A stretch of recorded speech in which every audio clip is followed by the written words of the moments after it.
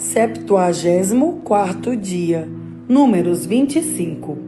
Quando os israelitas estavam acampados no Vale das Acácias, os homens começaram a ter relações com as mulheres moabitas.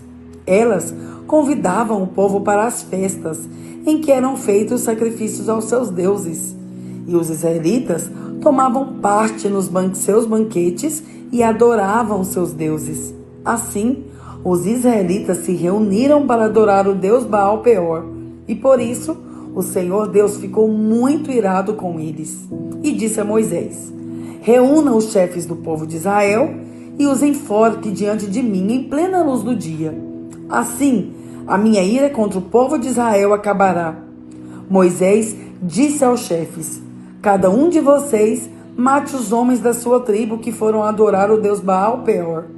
Moisés e todo o povo estavam chorando em frente à tenda do Senhor.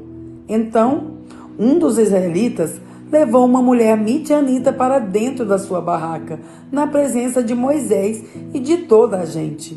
Quando Finéias, filho de Eleazar e neto do sacerdote Arão, viu isso, levantou-se e saiu da reunião. Ele pegou uma lança, seguiu o homem, entrou na barraca e enfiou a lança na barriga dele e da mulher. E assim acabou a epidemia que havia entre os israelitas e que já havia matado 24.000 pessoas. Então o Senhor Deus disse a Moisés: Finéias fez com que terminasse a minha ira contra o povo de Israel. Finéias é como eu, não tolera a adoração de outros deuses além de mim. Por causa do que Finéias fez, eu, na minha ira, não destruí os israelitas. Portanto, diga-lhe que faço agora com ele uma aliança de amizade. Ele e os seus descendentes sempre serão sacerdotes, porque ele não deixou que os israelitas adorassem outro Deus, além de mim, e assim conseguisse que fossem perdoados.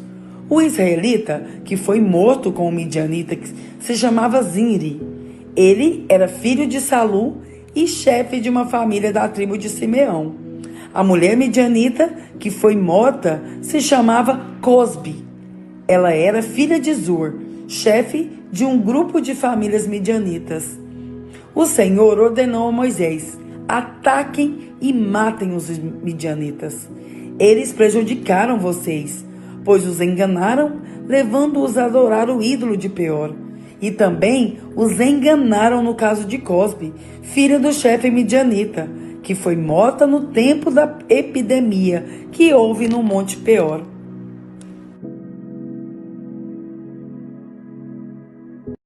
Números 26. Depois da epidemia, o Senhor disse a Moisés e a Eleazar, filho do sacerdote Arão, o seguinte: façam a contagem de todos os homens israelitas de 20 anos para cima, família por família, isto é, todos os que já têm idade para o serviço militar.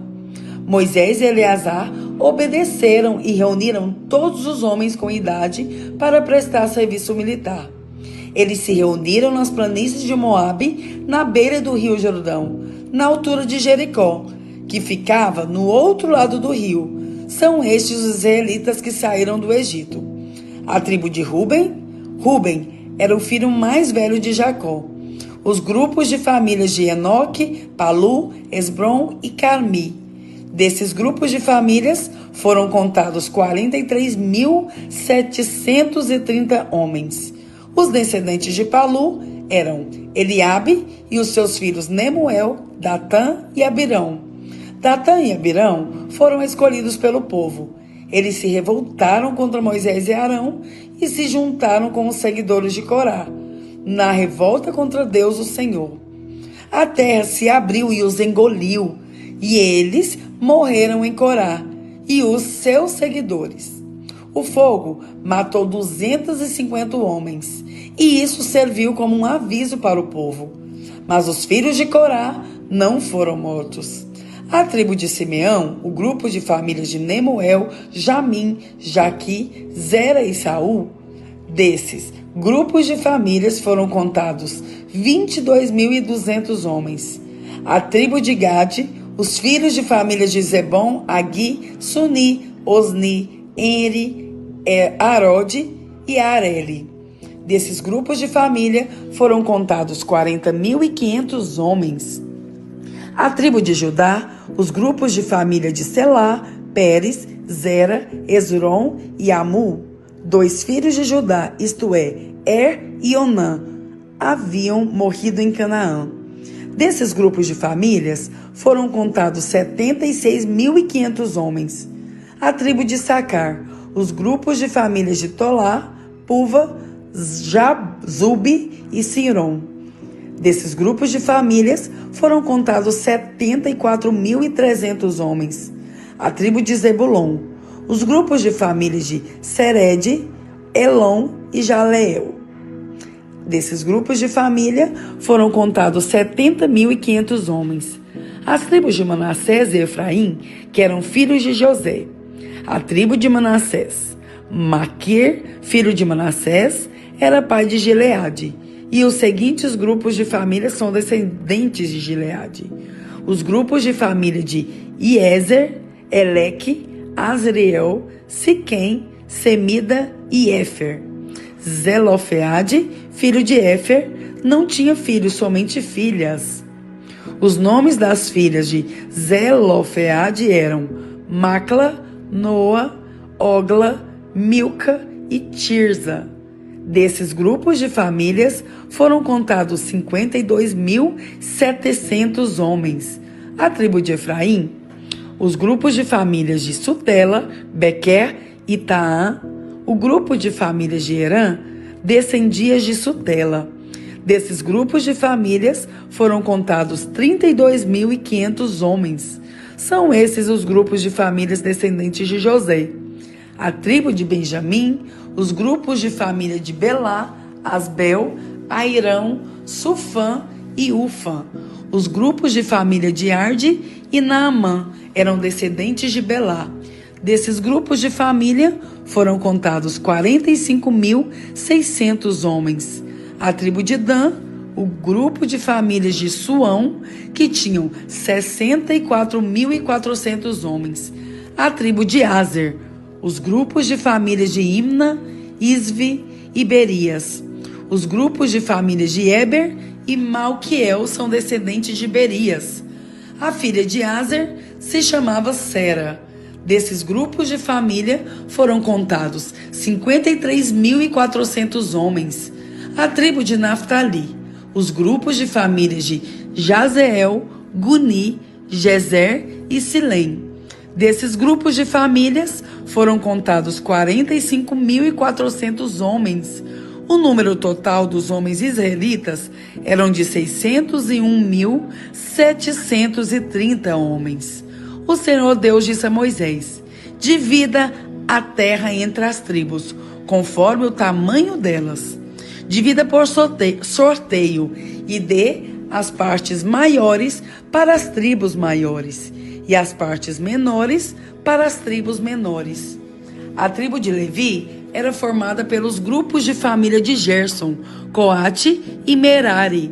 Os grupos de famílias de Libni, Hebron, Mali, Muzi e Corá eram descendentes de Levi. Coate era o pai de Arão. A mulher de Arão era Joquebede, filha de Levi.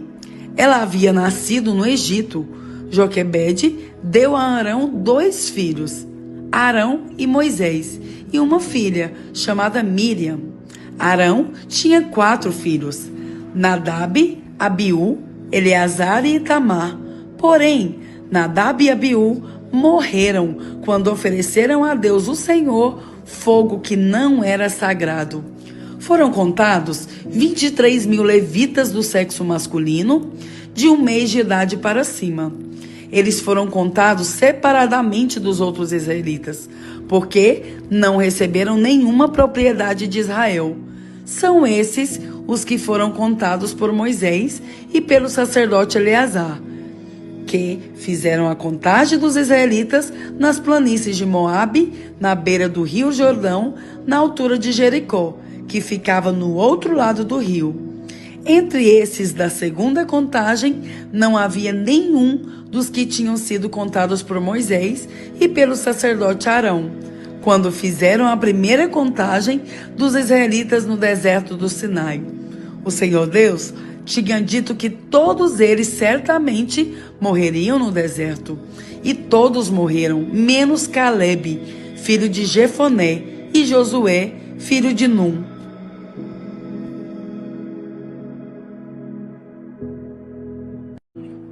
Lucas 14.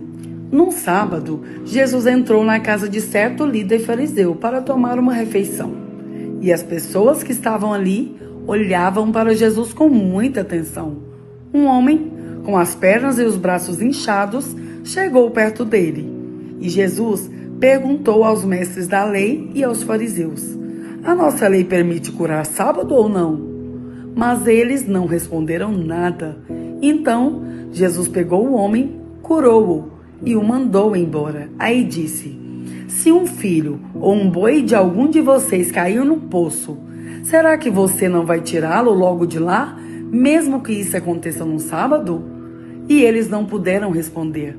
Certa vez, Jesus estava reparando como os convidados escolhiam os melhores lugares à mesa. Então, fez esta comparação. Quando alguém convidá-lo para uma festa de casamento, não sente no melhor lugar, porque pode ser que alguém mais importante tenha sido convidado. Então, quem convidou você e o outro poderá dizer a você: dê esse lugar para este aqui. Aí você ficará envergonhado e terá que sentar-se no último lugar. Pelo contrário, quando você for convidado, sente-se no último lugar. Assim, quem o convidou vai dizer a você: meu amigo, venha sentar-se aqui num lugar melhor. E isso será uma grande honra para você diante de todos os convidados. Porque quem se engrandece será humilhado, mas quem se humilha será engrandecido. Depois, Jesus disse ao homem que o havia convidado: quando você der um almoço ou um jantar, não convide os seus amigos, nem os seus irmãos, nem os seus parentes, nem os seus vizinhos ricos, porque certamente eles também o convidarão, e assim pagarão a gentileza que você fez. Mas, quando você der uma festa, convide os pobres, os aleijados, os coxos e os cegos, e você será abençoado, pois ele não poderá pagar o que você fez, mas Deus lhe pagará no dia em que as pessoas que fazem o bem ressuscitarem. Um dos que estavam à mesa ouviu isso e disse para Jesus: felizes os que irão sentar-se à mesa do reino de Deus. Então Jesus lhe disse: certo homem convidou muita gente para a festa que ia dar. Quando chegou a hora, mandou seu empregado dizer aos convidados: venham, que tudo já está pronto. Mas eles, um por um, começaram a dar desculpas. O primeiro disse ao empregado: comprei um sítio e tenho de dar uma olhada nele. Peço que me desculpe. Outro disse: comprei 5 juntas de boi e preciso ver se trabalham bem. Peço que me desculpe. E outro disse: acabei de casar e por isso não posso ir. O empregado voltou e contou tudo ao patrão. Ele ficou com muita raiva e disse: vá depressa pelas ruas e pelos becos da cidade e traga os pobres e os aleijados, os cegos e os coxos. Mais tarde, o empregado disse: patrão, já fiz o que o senhor mandou, mas ainda está sobrando lugar. Aí o patrão respondeu: então vá pelas estradas e pelos caminhos e obrigue os que você encontrará ali a virem, a fim de que a minha casa fique cheia. Pois eu afirmo a vocês que nenhum dos que foram convidados provará o meu jantar. Certa vez, uma grande multidão estava acompanhando Jesus. Ele virou-se para eles e disse: quem quiser me acompanhar não pode ser meu seguidor se não me amar mais do que ama o seu pai, a sua mãe, a sua esposa, os seus filhos, os seus irmãos, as suas irmãs e até a si mesmo. Não pode ser meu seguidor quem não estiver pronto para morrer como eu vou morrer e me acompanhar. Se um de vocês quer construir uma torre, primeiro senta e calcula quanto vai custar, para ver se o dinheiro vai dar. Se não fizer isso, ele consegue colocar os alicerces, mas não pode terminar a construção. Aí, todos os que virem o que aconteceu vão caçoar dele dizendo: este homem começou a construir, mas não pôde terminar. Se um rei que tem 10.000 soldados vai partir para combater outro que vem contra ele com 20.000, ele senta primeiro e vê se está bastante forte para enfrentar o outro. Se não fizer isso, acabará precisando mandar mensageiros ao outro rei, enquanto este ainda estiver longe, para combinar condições de paz. Jesus terminou dizendo: assim, nenhum de vocês pode ser meu discípulo se não deixar tudo o que tenho. O sal é uma coisa útil, mas se perde o gosto, deixa de ser sal. É jogado fora, não serve mais nem para a terra, nem para um monte de esterco. Se vocês têm ouvidos para ouvirem, então ouça.